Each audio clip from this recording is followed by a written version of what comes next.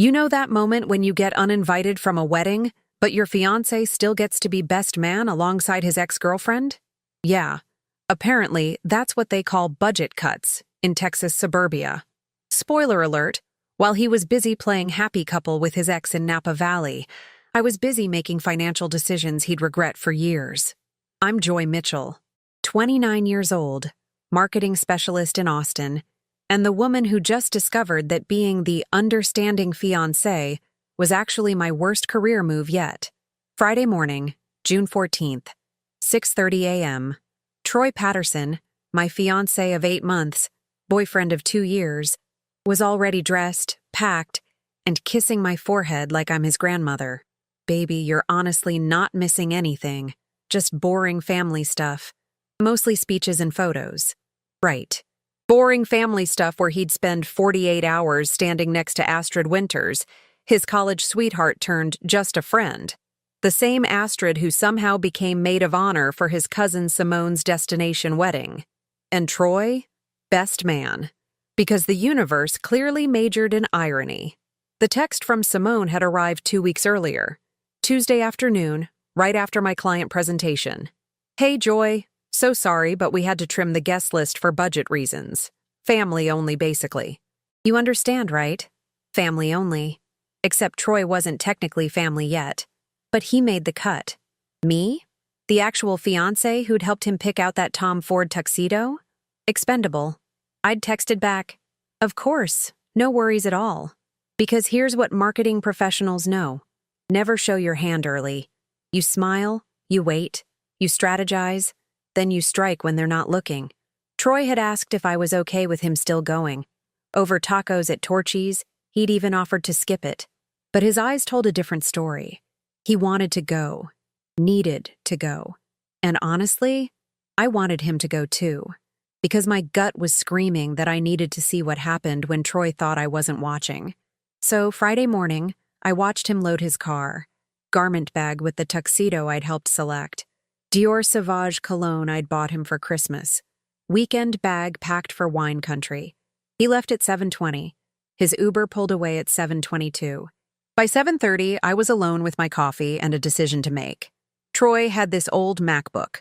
Silver 2015 model he'd replaced years ago, kept in the hall closet as backup storage. Funny thing about backup storage, people forget it's still synced to their iCloud. 8 a.m. I opened that laptop. Password 04M5. My birthday, April 15th. Almost made me feel guilty. Almost. 8:13 a.m. Messages loaded from iCloud. 8:15 a.m. First message from Astrid, dated January 3rd. Can't wait to catch up at the wedding. It's been too long, T. The thread went back 6 months. Not daily messages, but consistent. Every few days, sometimes more. Inside jokes, college memories, photos I'd never seen. Then in April, buried between casual conversation, Astrid. Honestly, I think about us sometimes. Wonder what would have happened if we'd tried harder. Troy. Same, but timing, you know. Life gets complicated. Astrid. Does it have to be? I kept scrolling. No explicit declarations, no inappropriate photos, just emotional infidelity delivered in careful, deniable doses. Every, you get me, and she doesn't understand, was another paper cut. May 17th, 6 weeks ago. Troy wrote, sometimes I think I'm with the wrong person for the right reasons. Does that make sense? Astrid replied, completely. Safety isn't the same as happiness, T. There it was. My fiancé had told his ex-girlfriend that I was safe, but not happy. 9 a.m. Troy's flight took off. I watched the airplane icon cross my tracking app. American Airlines to San Francisco, then a rental car to Napa. 9:07 a.m. I opened our Wells Fargo joint account. The romantic saving for our future account we'd opened 18 months ago. Current balance, $43,000.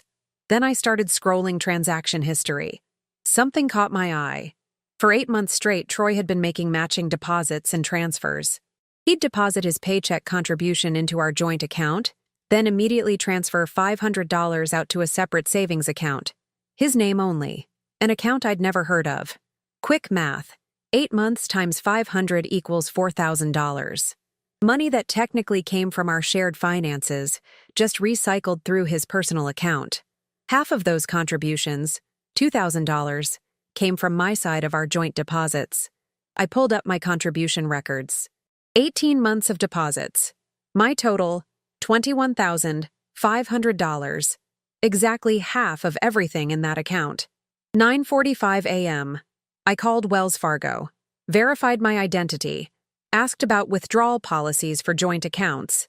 The representative was cheerful. "Yes, ma'am. With your name on the account, you're authorized to make any transaction up to the full balance."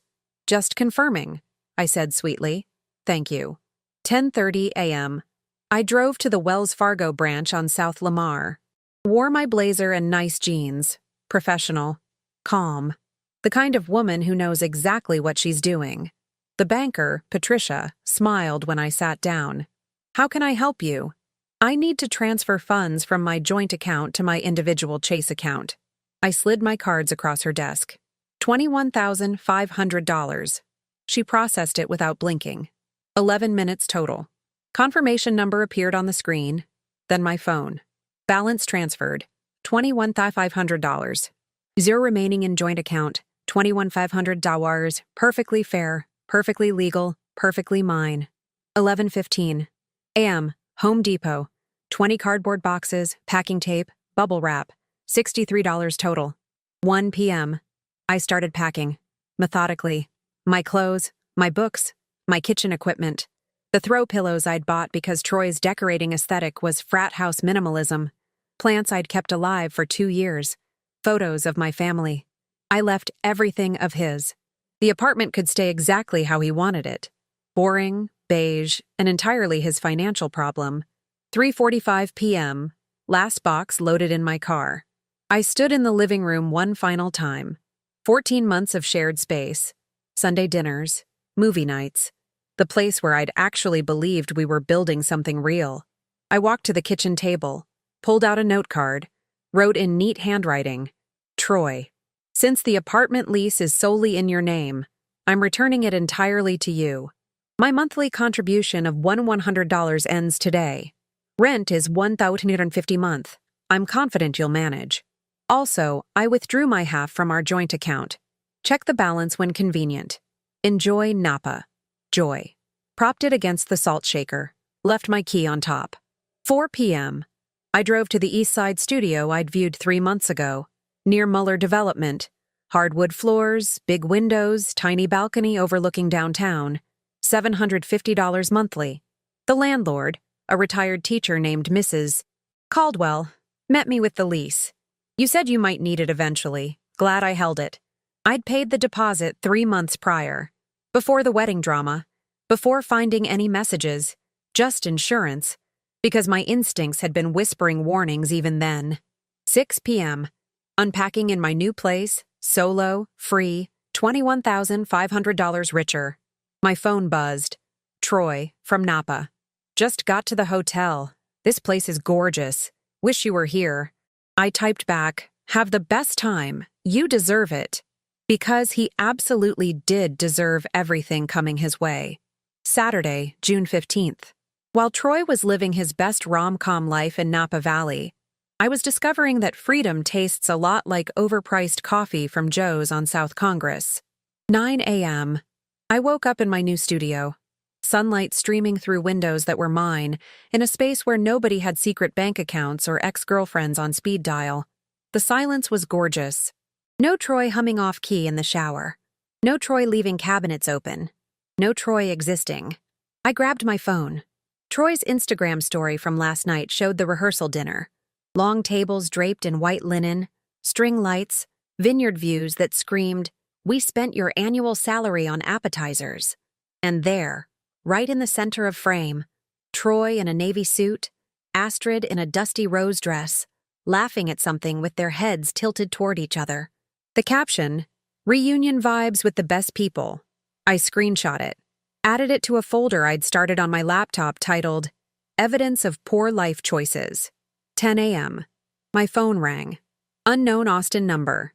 "Joy, hi, this is Patricia from Wells Fargo." The banker from yesterday. Her voice had that careful, professional tone people use when delivering news.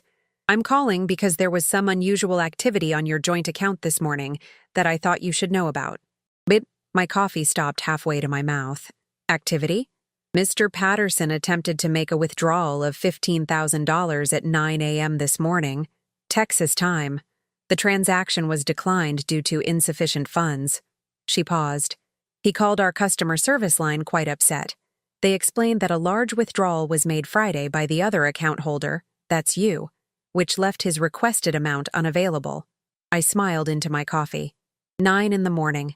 Troy had woken up early in Napa Valley, 7 a.m. Pacific, probably trying to pull cash before anyone noticed, maybe planning some grand gesture to impress Astrid, and discovered his safety net had vanished. I see. And the current balance? $21,500. Your withdrawal yesterday was completely legitimate.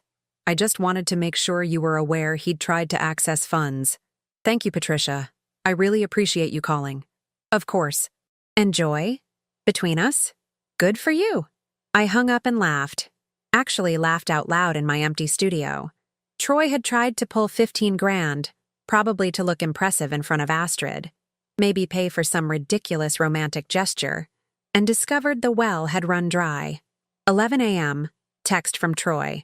Hey, can you call me when you get a chance? Something weird with the bank? I texted back. In yoga class. Talk later? I was not in yoga class.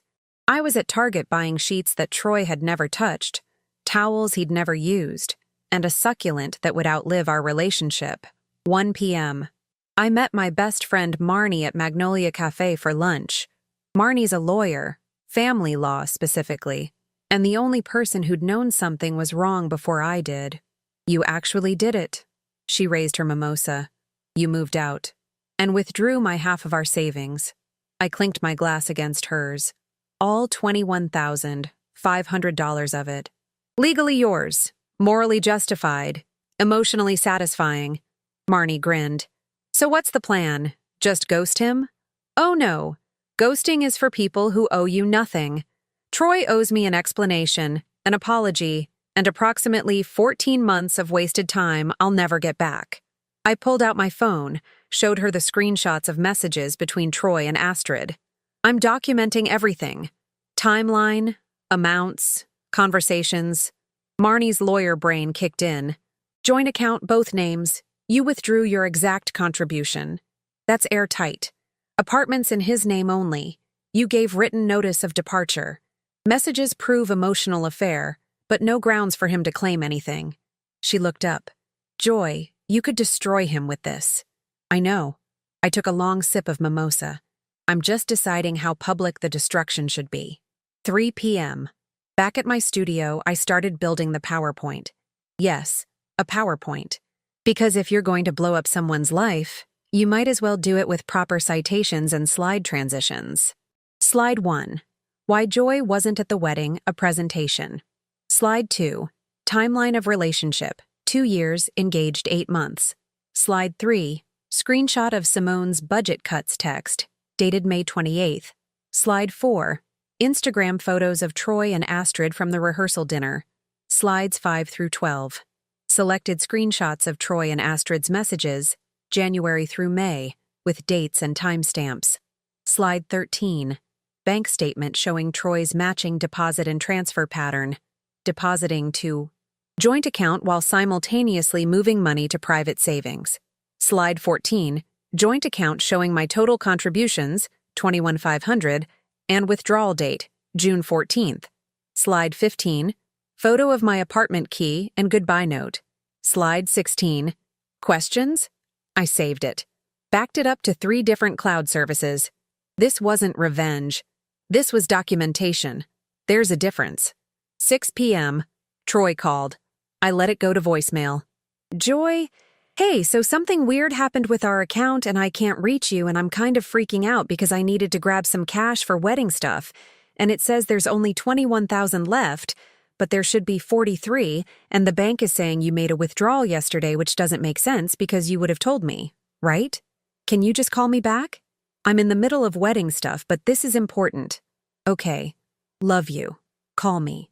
The panic in his voice was absolutely delicious, like biting into a perfectly ripe peach, if that peach was flavored with karmic justice.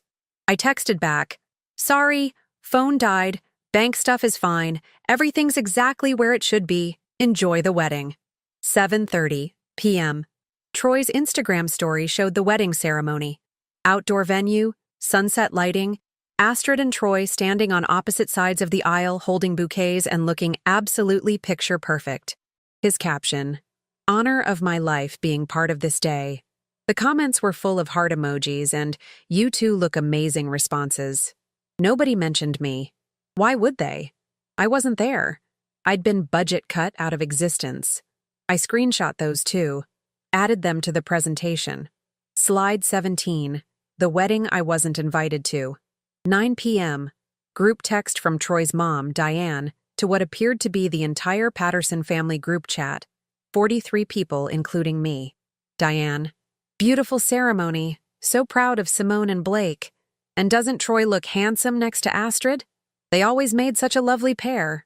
I stared at that message for a full minute. Troy's own mother, publicly commenting on how lovely her son looked with his ex-girlfriend. In a group chat that included me, his actual fiancé. The responses rolled in. Troy's Aunt Linda, "They really do. Some people are just meant to be."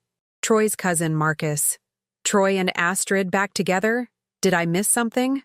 Simone, the bride, "Just good friends. But they did crush the choreographed dance at the reception, haha." Choreographed dance. My fiancé and his ex-girlfriend had a choreographed dance at a wedding I wasn't invited to, and his mother was commenting about how lovely they looked, and absolutely nobody thought this was inappropriate. I took a screenshot. Slide 18. Family group chat confirmation that nobody respected this relationship. 10:15. I poured myself a glass of wine. The cheap kind, $7 from Trader Joe's, because I was now financially independent and could buy whatever wine I wanted without Troy commenting that we should invest in better bottles. My phone buzzed.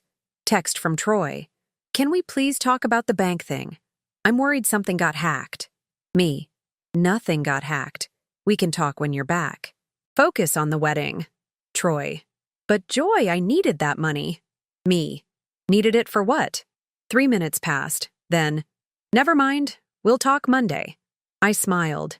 He couldn't tell me what he needed $15,000 for because whatever it was, it involved impressing people at a wedding where his fiancé had been deliberately excluded.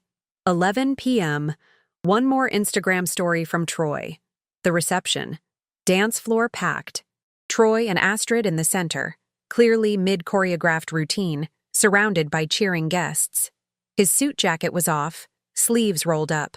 Astrid was laughing, head thrown back. They looked like the stars of their own movie. The song tagged in the story, "The Way You Look Tonight" by Frank Sinatra. I sat there in my new studio, in my new life, watching my fiancé dance with his ex-girlfriend to a romantic classic while his entire family cheered them on. And you know what I felt? Nothing. No tears, no heartbreak. Just cold, calculated clarity. Because here's what Troy hadn't realized yet. He'd just given me ammunition. Every Instagram story, every family group chat message, every defensive "we'll talk later" text was another nail in a coffin he didn't even know he was building. Sunday morning would bring him home to an empty apartment. Monday morning would bring him the presentation. And the following hours? Those would bring him the understanding that the safe fiancé he'd taken for granted had a very creative definition of revenge. I finished my $7 wine and started planning slide 19. Sunday, June 16th. Troy's flight was scheduled to land at Austin Bergstrom at 7 p.m. I had exactly 10 hours to finalize my masterpiece. 8 a.m. I woke up to 17 new messages in the Patterson family group chat. Apparently, the wedding reception had been quite the event. Troy's Aunt Linda posted photos. Troy and Astrid cutting the cake together as best man and maid of honor. Troy and Astrid giving a joint toast. Troy and Astrid posing with Simone and Blake under string lights. In every single photo, they looked like the couple. Simone and Blake almost seemed like background characters in Troy and Astrid's reunion special. I scrolled through the comments. Troy's Uncle Richard. Beautiful couple. With a heart emoji pointed directly at a photo of Troy and Astrid. Troy's grandmother, Dorothy. So wonderful to see Troy so happy. Astrid, dear, you look lovely. Not one person mentioned me. Not one person asked where I was. I'd been erased from the family narrative so completely that his grandmother was complimenting his ex-girlfriend in a group chat that included me. I screenshot everything. The presentation was now 23 slides. 9 a.m. I called Marnie. Please tell me you're not backing down, she answered. I need legal advice. Hypothetically, if someone were to share documentation of their failed relationship with their ex's family, could that be considered defamation? Is it true? Every word, every screenshot, every bank statement. Then it's not defamation, it's disclosure. You're not making false statements, you're providing facts. Marnie paused. Joy, what are you planning? Nothing illegal. Nothing unethical. Just radically honest communication. My favorite kind. Do it. 10:30 a.m. I opened the presentation again. Reviewed every slide. Checked every timestamp, every amount, every detail. This needed to be airtight because Troy worked in finance and would absolutely try to find numerical errors to discredit everything else. Slide 24. I added the attempted withdrawal from Saturday. Screenshot of Patricia's call log with timestamp, notation of the declined $15,000 transaction at 7 a.m. Pacific Time. Slide 25. Calculation breakdown showing Troy's deposit and transfer pattern over 8 months, essentially recycling our joint contributions into his private fund while maintaining the appearance of equal partnership. The explanation was clear. Troy deposited his share into our joint account but immediately transferred $500 monthly to his secret savings. While technically his money, the pattern showed deliberate concealment and separate financial planning while claiming we were building a future together. Slide 26. Summary. Financial deception, emotional infidelity, family complicity, and really terrible event planning. 11 a.m. I drove to FedEx office on Lamar. Printed the presentation in full color. 26 pages, professional binding, 3 copies. One for me, one for my records, one for dramatic effect if needed. Total cost, $42, worth every penny. Noon. Back at my studio, I converted the presentation to PDF, created a shareable link, wrote the message I'd send to the family group chat. Draft 1. Hi everyone. Since there seemed to be confusion about why I wasn't at the wedding, here's a comprehensive explanation with visual aids. Too passive. Draft 2. Hey Patterson family. Troy asked me to share our relationship update with everyone. Here's the full story. Too misleading. Draft 3. Hello. I noticed some comments about Troy and Astrid this weekend. Before rumors start, here are the facts about why I wasn't at the wedding and what's been happening in our relationship. Everything is documented with dates and sources. Professional, clear, honest, perfect. I saved the message. Didn't send it yet. Timing would be everything. 2 p.m. My phone rang. Troy, I answered. Hey, how was the wedding? It was great. Amazing. Listen, I'm at SFO waiting for my flight and I really need to know what happened with our account. Joy, there's only half the money there. Right. I withdrew my half on Friday. Silence. Long, heavy silence. Then, you withdrew $21,000? $21,500, my exact contribution over 18 months. The remaining $21,500 is yours. But that was our money, for our future. I laughed. Actually laughed. Troy, I found your private savings account. The one where you've been transferring $500 every month for 8 months while depositing the same amount into our joint account. So let's not talk about our money when you've been building a separate financial future. Another silence. How did you... That's different. That was for a surprise. What surprise? A surprise breakup? A surprise new life with Astrid? What? No. Joy, you're being crazy right now. Crazy. There it was. The word men use when women catch them. I'm being factual. I withdrew my contribution. You kept yours? We're even. We're not even. I needed that money this weekend. For what? It doesn't matter. The point is, you should have talked to me first. Like you talked to me before opening a secret savings account? Or before spending 6 months emotionally reconnecting with your ex? Or before doing a choreographed dance with her at a wedding I was uninvited from? The dance was just fun. You're reading into things. Troy, your mother called Astrid lovely in the family group chat. Your grandmother complimented her. Your uncle called you two a beautiful couple. In a chat that includes me. Your actual fiancé. They didn't mean it like that. Then how did they mean it? I don't know. Look, my flight's boarding. We'll talk when I get home. Sure.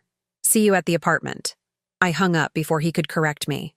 Before he could say, wait, are you at the apartment? Because I wanted that moment of discovery to hit him at full force. 3:30 p.m. I met Marnie at Mozart's Coffee on Lake Austin. Outdoor seating, perfect weather, celebratory atmosphere. He called you crazy, Marnie said. It wasn't a question. Took him less than 5 minutes. Classic deflection. Did you tell him about the messages? Not yet. I want him to walk into that empty apartment first. Let him sit with that reality before I show him I know everything. Marnie pulled out her phone. Okay, so legally speaking, you're completely protected. Joint account, equal access. You took your half. Apartment was his name only. You gave written notice. The messages are his own words, not obtained illegally. If he tries anything legal, he has no ground to stand on. And the family group chat? If I send the presentation there? It's a private family chat you're legitimately part of. You're sharing factual information about your own relationship. Unless you make threats or false statements, there's nothing he can do. She grinned. Joy, you built an airtight case. He's going to walk into that apartment, find you gone, realize you know everything, and have absolutely no recourse. It's beautiful. 4 p.m. I drove past our old apartment. Troy's Accord wasn't in the parking lot yet. I sat there for a moment, looking at the second-floor window. 14 months of my life in that space. 14 months of cooking dinners he barely noticed. Of cleaning messes he didn't see. Of being the safe choice while he dreamed about someone else. I pulled out my phone. Added one final slide to the presentation. Slide 27. P.S. Troy, the apartment rent is due on the 1st. It's $118.50. Good luck. 5:30 p.m. Back at my studio, I ordered Thai food from Thai Fresh. Pad CEW, spring rolls, mango sticky rice. $43. I didn't check my bank account first.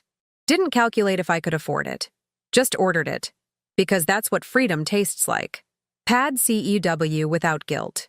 6:45 p.m. Flight tracker showed Troy's plane had landed. I watched the little airplane icon touch down at Austin Bergstrom. Estimated arrival at the apartment. 7:30, accounting for baggage claim and traffic. 7 p.m. I poured wine, the good kind this time. $15 bottle from Whole Foods. Called myself fancy. 7:15 p.m. I opened the family group chat, read through the weekend messages again, 83 messages total. Not one person had asked about me. 7:28. My phone buzzed. Text from Troy. Where are you? He was home. He'd found the empty apartment. Me. Moved out Friday. Check the kitchen table. Troy. What do you mean moved out? Troy. Joy. What is happening? Troy. Did you really take all your stuff? Troy. Where are you staying? Troy. We need to talk right now. I turned my phone face down.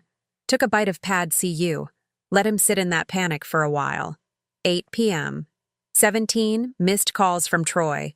12 more texts ranging from confused to angry to pleading. The last one. I read your note. I don't understand. Can we please just talk like adults? I picked up my phone. Typed, adults don't have secret bank accounts. Adults don't emotionally cheat. Adults don't let their families disrespect their partners. Check your email and check the family group chat in about 30 seconds. I attached the PDF presentation to an email. Subject line. Your question about the bank account, sent to Troy at 8:02 p.m. Then I opened the Patterson family group chat. Posted my prepared message at 8:03 p.m. Hello.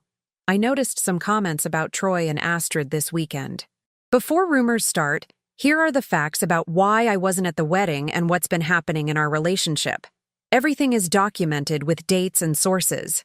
Attached the same PDF. 27 slides of pure, unfiltered truth. Sent. 8:04 p.m. I watched the read receipts appear. One by one. Not immediately. People were winding down their Sunday evenings, checking phones casually. But they were opening it. 8:07 p.m. My phone buzzed. Troy calling. I declined it. Text from Troy. Joy. Please don't send that to my family. Too late. Already sent. Already being read. I opened a bottle of sparkling water, toasted myself in the mirror. The presentation was out there now. Troy was reading through his own words, his own financial decisions, his own family's disrespect. And in living rooms across Austin and beyond, 43 members of the Patterson family were discovering exactly why I hadn't been at that wedding. Tomorrow morning would bring reactions. Tomorrow afternoon would bring consequences.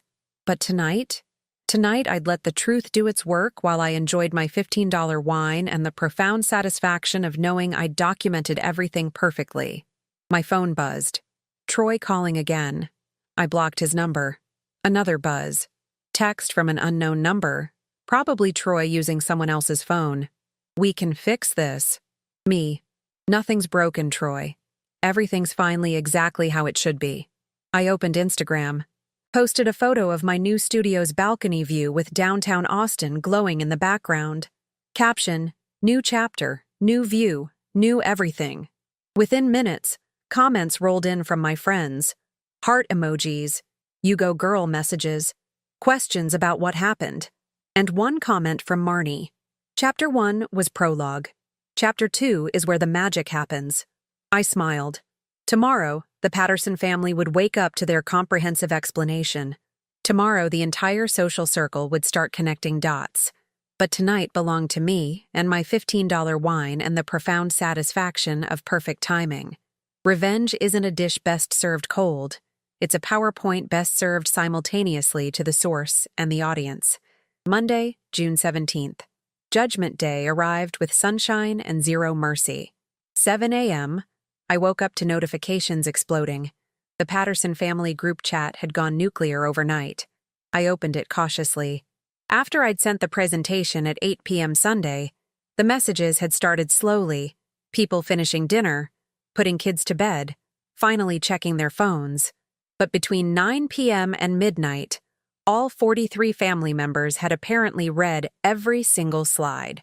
The first wave of reactions had been time-stamped around 9:30 p.m. Sunday. Troy's cousin Marcus at 9:34 p.m. Wait, what? Simone at 9:41 p.m. Joy, I had no idea. I'm so sorry. Troy told me you couldn't come because of work. Work? He'd told his cousin I'd chosen work over her wedding. Then the dam had broken around 10 p.m. Diane at 10:08 p.m. Troy Patterson, you call me immediately. Linda at 10:15 p.m. I feel sick. Joy, those messages are real? Multiple family members asking for verification, expressing shock, apologizing. And Troy had gone completely silent after his initial panicked texts to me. No responses in the family chat. No defenses. Just digital silence while his family processed 27 slides of documentation. 7:15 a.m. Monday. New messages were still coming in as family members on the East Coast woke up. Uncle Richard at 7:12 a.m. Joy, I called you and Astrid a beautiful couple in that group chat. In front of you. I'm disgusted with myself and with Troy for putting us all in that position. Aunt Linda at 7:18 a.m. The fact that Troy let his entire family disrespect Joy while he played house with his ex is unforgivable. Grandmother Dorothy at 7:23 a.m. I raised you better than this, Troy Michael Patterson. The full name from Grandma. That was serious. 7:30 a.m. My phone rang. Unknown number. Joy? This is Diane, Troy's mother. Her voice was tight. I just want you to know I've been up since 10 p.m. reading your presentation. Multiple times. I owe you an enormous apology. I had no idea he was messaging Astrid like that, or that he'd lied about why you weren't at the wedding. Diane, you didn't know. I should have known. A mother should know when her son is behaving badly. And I enabled it by commenting on how lovely he and Astrid looked, in a group chat that included you, his fiancé. She paused. I'm horrified at myself and at him. 7:45 a.m. Text from unknown number. Joy, this is Astrid. Can we talk? I stared at that message. Astrid Winters, the woman who'd spent 6 months emotionally reconnecting with my fiancé, wanted to talk. Me. Talk. Astrid. Simone just called me. Forwarded me your presentation. Joy, I had no idea Troy was still engaged. He told me you two had broken up in April. That you were just living together until the lease ended. I read that 3 times. Troy had told Astrid we'd broken up. Had told her I was essentially a roommate he was phasing out. Me. We got engaged December 20th. 8 months ago. Never broke up. Still wearing my ring when he left for your wedding. Astrid. I'm going to be sick. Joy, I swear I didn't know. The message is, we were flirting. I know that now. But he framed it like he was single and just being cautious about jumping into something new. He said his last relationship, you, had ended badly and he wanted to take things slow. Me. Did anything physical happen at the wedding? Long pause. Typing bubbles appeared and disappeared 3 times. Finally, we kissed, Saturday night after the reception. He said he'd been waiting years to do that again. He made it sound romantic. Now I know he was cheating on you. There it was. Confirmation. Troy had kissed Astrid. Had physically cheated, not just emotionally. Me. Do you have screenshots of him saying we'd broken up? That I was just a roommate? 2 minutes later, my phone buzzed. 3 screenshots. Troy telling Astrid in late April that Joy and I ended things, and we're just coexisting until I find a new place, and I'm finally free to see where this goes with us. I saved them immediately. Added them to the presentation as slides 28, 29, and 30. 8:15 a.m. I updated the PDF and posted the new version in the family group chat. Update. Additional information from Astrid confirming Troy lied to everyone involved. 3 new slides with documentation. He told Astrid we'd broken up in April while still engaged to me. 8:20 a.m. The chat exploded again. Simone at 8:22 a.m. He kissed her? At my wedding? While engaged to you? Diane at 8:24 a.m. Troy Michael Patterson. If you don't call me in the next hour, I'm booking the first flight back to Austin and we will have this conversation face to face. Marcus at 8:26 a.m. This is actually insane. Bro, you're genuinely terrible. 8:35 a.m. Troy finally responded in the group chat. This is a private matter between Joy and me. She had no right to air our relationship problems to my entire family. This is vindictive and inappropriate. I typed back immediately. You involved your entire family when you let them publicly comment on how lovely you and Astrid looked together in a group chat that included me. You involved them when you lied to Simone about why I wasn't at the wedding. You involved them when you used family events to reconnect with your ex while lying to everyone. I'm just providing the context you deliberately withheld. Diane at 8:37 a.m. She has every right, Troy. You humiliated her publicly. She's responding with facts. That's fair. 8:45 a.m. My phone rang. Marnie. Joy. Tell me you're seeing this. Front row seat to the destruction. His own mother is defending you against him. His grandmother used his full name. That's nuclear-level family disappointment, Marnie laughed. The cousin Simone just edited her Instagram wedding post. Did you see? I opened Instagram. Simone's latest post from the wedding had a new caption. Previously, best day ever with the best people. Now, best day ever. Special thanks to the bridesmaids and groomsmen who showed up with integrity and honesty. The comments were already filling up with speculation. 9 a.m. More messages flooded the family chat as West Coast relatives woke up and caught up on the overnight drama. Troy's aunt from California at 9:03 a.m. Just read all 30 slides. Troy, I'm ashamed to be related to you right now. A cousin I'd never met at 9:12 a.m. Joy, I don't know you, but you deserve so much better than this. 9:30 a.m. Troy texted from yet another number. You've made your point. Can we please talk in person? This has gone too far. Me. Nothing's gone too far. Everything is exactly as far as it needs to go. You lied to me, to Astrid, to your family, and to yourself. I'm just declining to help you hide it anymore. Troy. My own family won't talk to me. Simone blocked me on everything. My mom is threatening to fly to Austin just to yell at me in person. Me. Sounds like they're showing you the same consideration you showed me. Troy. What do you want? An apology? Fine. I'm sorry, I messed up. Can we move forward now? I actually laughed out loud. Move forward. Like 6 months of calculated betrayal could be erased with, I'm sorry. Me. I don't want anything from you, Troy. I already took what was mine. The money, the truth, my self-respect. You keep the apartment, the rent you can't afford alone, and the reputation you earned. 10 a.m. Email notification from Wells Fargo. Troy had requested to close the joint account. The remaining $21,500 would transfer to his individual account within 5 business days. Fine by me. That money was his. We were finally, completely even. 10:30 a.m. Marnie called again. Diane reached out to me. Troy's mom? She got my number from someone in the family chat. Asked if you needed legal representation in case Troy tries to claim you stole money or defamed him. She offered to pay for a lawyer to protect you against her own son. I sat down on my balcony. She offered to pay for my defense against Troy. She feels terrible. Said this isn't the first time Troy's done something like this. Apparently, he had a high school girlfriend he cheated on, blamed her for being too controlling when she found out. Diane believed him then. She's not making that mistake again. 11 a.m. I drove to Hopdoddy to meet Marnie for a celebratory lunch. Burgers and truffle fries felt appropriate.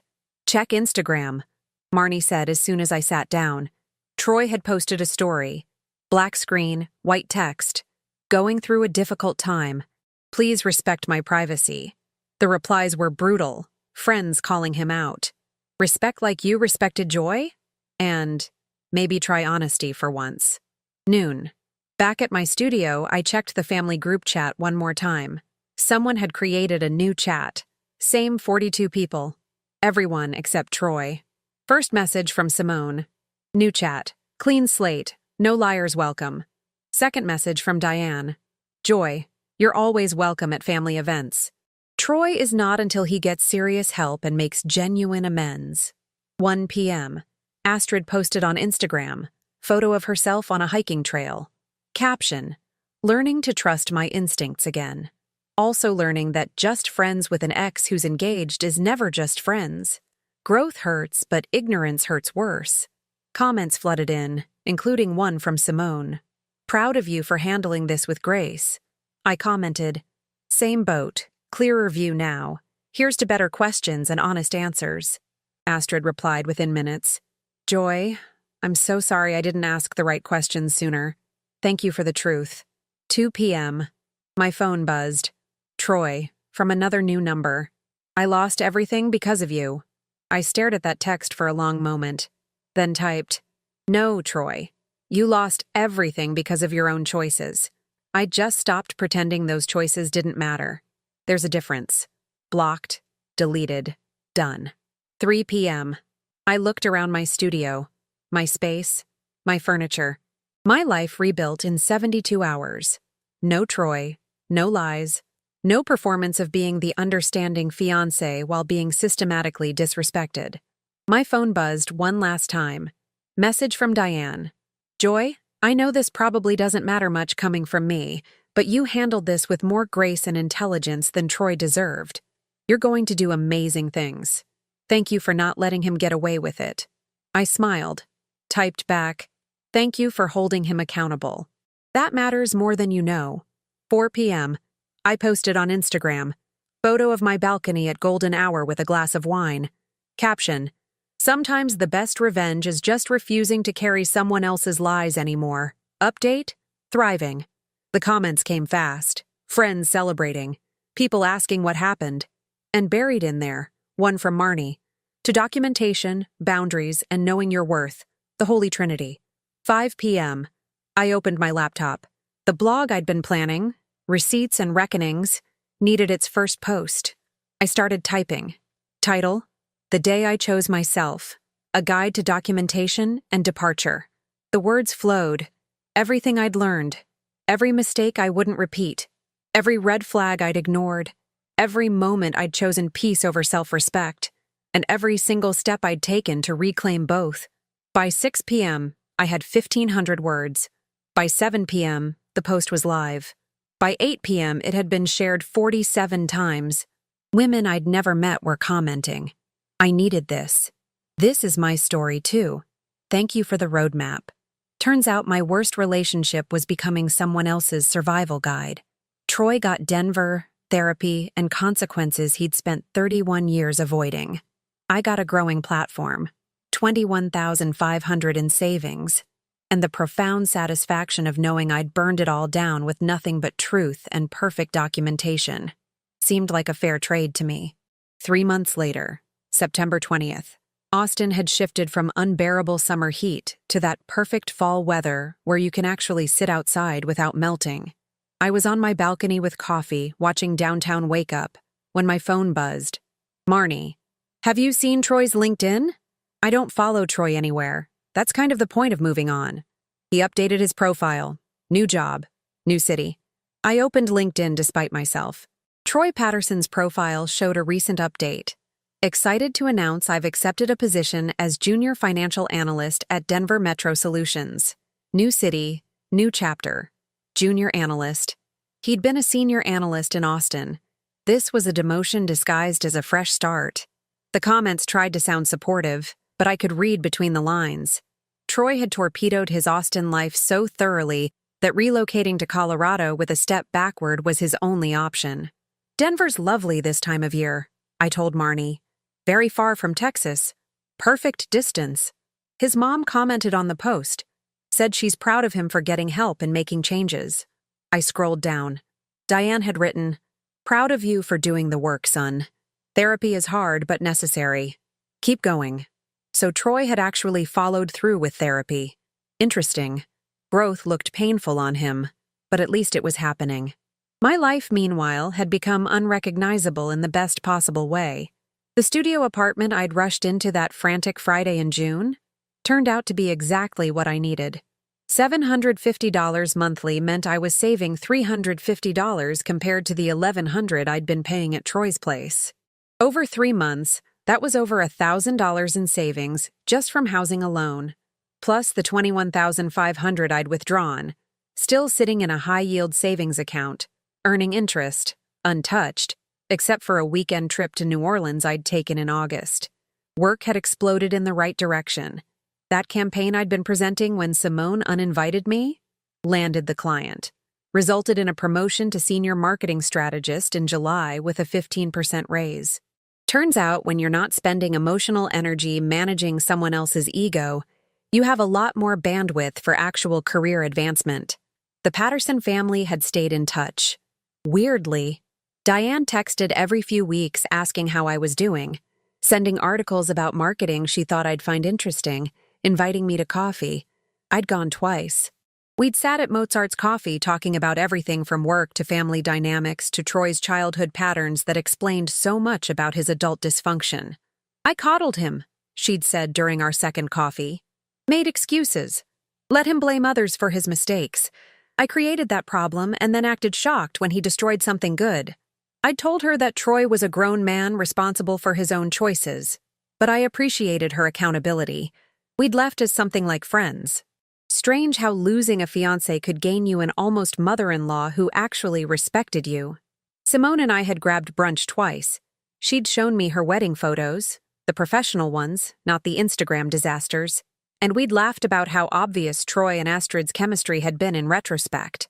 Every single photo of them looks like an engagement shoot, she'd said. Meanwhile, Blake and I look like friends who accidentally wandered into someone else's wedding. Her marriage was solid, though. Blake turned out to be genuinely kind, funny, and the type of guy who'd driven 3 hours to return Simone's forgotten phone charger during their honeymoon, the kind of small gesture that revealed character. Troy would have told her to buy a new one. Astrid and I had developed the strangest friendship. We'd met for coffee in July. Awkward at first, then cathartic. Two women who'd been lied to by the same man, comparing notes like scientists discovering they'd been researching the same phenomenon from different angles. "He told me you were controlling," Astrid had said, "that you tracked his phone and accused him of cheating constantly, made you sound paranoid." "He told me you were desperate," I'd countered, "that you'd been chasing him for years and he was just being polite by staying in touch." We'd stared at each other across the table at Houndstooth Coffee, then simultaneously started laughing. The projection, the manipulation, the sheer audacity of painting both of us as the problem when he was the common denominator. Astrid was seeing someone new now, a graphic designer named Marcus, not Troy's cousin, different Marcus, who she'd met at a community art event. From her Instagram, he looked like the kind of guy who brought her coffee at work and remembered her friends' names. Baseline decent human behavior that felt revolutionary after Troy. I wasn't seeing anyone. Hadn't even tried. Didn't feel like a loss, though. Felt like I was finally getting to know myself without performing for someone else's comfort. Turns out I liked my own company. I could spend entire Saturdays reading on my balcony without someone sighing dramatically about being bored. Could cook elaborate meals or eat cereal for dinner without judgment. Could make plans without checking if they conflicted with someone else's schedule. Freedom tasted like spontaneity and smelled like expensive candles I bought without guilt. The most unexpected development? I'd started that side project in August. The blog, Receipts and Reckonings, about financial literacy and emotional intelligence in relationships. How to protect yourself. How to spot red flags. How to document everything. When to walk away. It had started as therapy, writing out everything I'd learned, but other women started finding it, sharing their stories, asking questions. The blog had grown to 15,000 followers in 6 weeks. 2 literary agents had reached out about turning it into a book. A book. About my catastrophic relationship with Troy Patterson, reframed as a manual for recognizing patterns and protecting yourself. The irony was delicious. Yesterday I'd received an email. Subject line, "Amends." From Troy. I'd stared at it for a full minute before opening. "Joy, I know you probably don't want to hear from me. My therapist suggested I write this as part of my recovery work, with no expectation of response. I was wrong. About everything. I lied to you, to Astrid, to my family. I prioritized my comfort over your dignity. I took your contributions for granted, emotional and financial. I blamed you for reacting to my actions instead of taking responsibility for those actions. You deserved honesty, respect, and partnership. I gave you none of those things. I'm sorry. Not because I want you back, or because I think sorry fixes anything. Just because you deserve to hear it. I hope you're doing well. I hope you found someone who treats you the way I should have. Troy." I'd read it twice. No excuses buried in the apology. No "but you also" deflections. No requests for forgiveness or reconciliation. Just accountability. I'd written back one sentence. "Thank you for saying that. I hope Denver treats you well." Then I'd deleted his email and moved on with my afternoon. Because here's what I'd learned in 3 months of reconstruction. Closure isn't something someone gives you. It's something you give yourself. Troy's apology was nice. It changed nothing about my life except confirming that the work I'd done, the documentation, the boundaries, the walking away, had been exactly right. This morning, September 20th, I signed a lease on a 1-bedroom apartment in the same building. Upgrade from the studio. Bigger kitchen, actual bedroom, rent of $950 that I could easily afford with my new salary. Still $200 less monthly than what I'd been paying at Troy's place. Moving day was October 1st. I'd also booked a flight to Italy for November. 2 weeks. Solo travel. Rome, Florence, Venice. The trip I'd suggested to Troy last year that he'd vetoed because Europe is overrated and expensive. Turned out Europe was neither when you weren't funding someone else's secret savings account. My phone buzzed. Text from Diane. "Troy told me he emailed you an apology. I didn't ask him to. Just want you to know that. Hope you're well. Me. I'm great. Really great. Tell him Denver's lucky to have him." Because I meant it. Not sarcastically. Troy was doing the work, facing consequences. Growing up at 31 because he'd finally run out of people willing to enable him. That was good. That was necessary. And it was no longer my problem or my concern. I finished my coffee, opened my laptop. The book proposal was due to agents next week. Chapter 1. The Day I Chose Myself was already written. Chapter 7. Why Documentation Saves Lives practically wrote itself. The conclusion was still being drafted, but it would be something about how the worst thing that happens to you can become the foundation for the best thing you build. My phone buzzed again. Marnie. Brunch Sunday? I have news.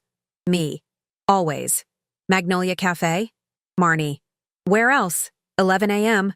Bring your appetite. I'm buying mimosas to celebrate. I smiled. She'd somehow already heard about the book agents. That's what best friends do. I looked around my studio one last time. In 11 days, I'd be packing again, moving down the hall to a bigger space. In 7 weeks, I'd be in Italy. In 6 months, maybe holding a book contract. And Troy? Troy would be in Denver, starting over, learning lessons he should have learned a decade ago. The difference? I was moving forward. He was catching up. I closed my laptop, grabbed my keys. Thursday morning yoga class at Black Swan started in 30 minutes, and I'd promised myself I'd actually go this week instead of just paying for the membership. As I locked my door, I caught my reflection in the hallway mirror.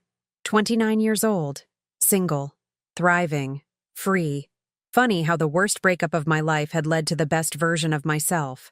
Turns out you don't need closure from the person who hurt you. You just need distance, documentation, and the confidence to know you made the right call. And maybe a really good PowerPoint presentation, because revenge isn't about destruction. It's about refusing to shrink yourself to make someone else comfortable. It's about taking your half of the savings account and your whole sense of self-worth and walking away while they're busy pretending everything's fine. Troy got Denver and therapy and a junior analyst position. I got Italy and a book deal and the profound peace of knowing I'd never settle for safe again. Seemed like a fair trade to me.